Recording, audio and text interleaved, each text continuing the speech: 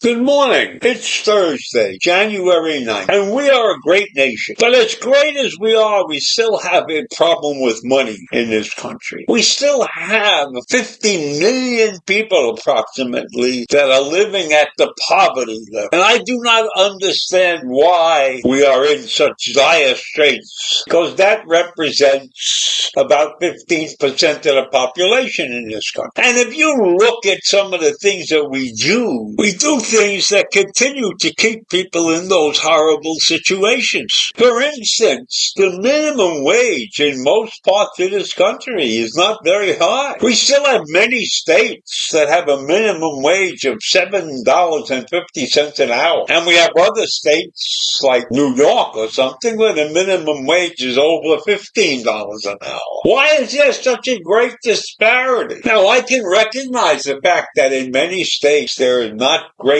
industry going on. The jobs in those states are potentially on the poor side, and so many of our poor people live in those states. And those states, because of the way they operate their money, also hurt this country badly because they don't spend enough money on the education of children in those states. So we have a terrible mess in our financial arena. And what brings this out in my discussion today is the fact that President Biden, in his lame duck administration, so-called, is choosing to hide around $50 billion in medical debt from credit reports. Now, that's an interesting thing. Should your medical debt be included in a credit report?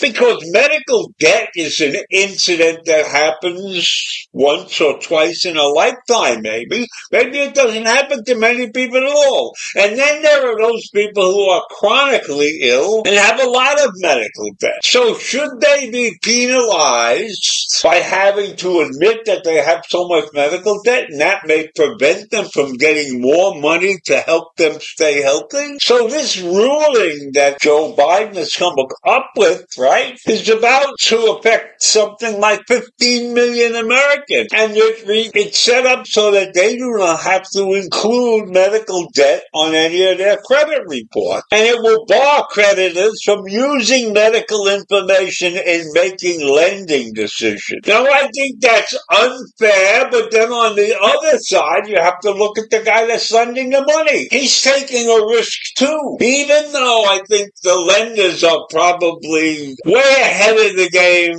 as opposed to those people who are getting the money. The lenders are not stupid people. They have to protect their money and their investment. So if they want to choose to find out everything about you and the way you earn your money and how much money you're making and how much other debt you owe, I think that they should be allowed to do that. But I think it's a very dicey situation. And I think if somebody says, look, I need a couple of $1,000 for one reason or another, and you find out that he's got medical bills to pay, are you not going to give him that money, which might make his life a little little bit better. It's a very ugly situation for the lenders and the people who are ill to get caught in the middle of a situation where I don't want to tell you how much money I owe because I'm sick. And then, of course, the lender has to worry about whether that sickness is a fatal illness. I'm going to give this guy a couple $1,000 and he's liable to die. That would encourage the lender to say, okay, I'm taking a risk here. I'm going to raise the interest rate on this loan or whatever it is, or I'm going to raise or reduce the amount of time I give him to repay the loan.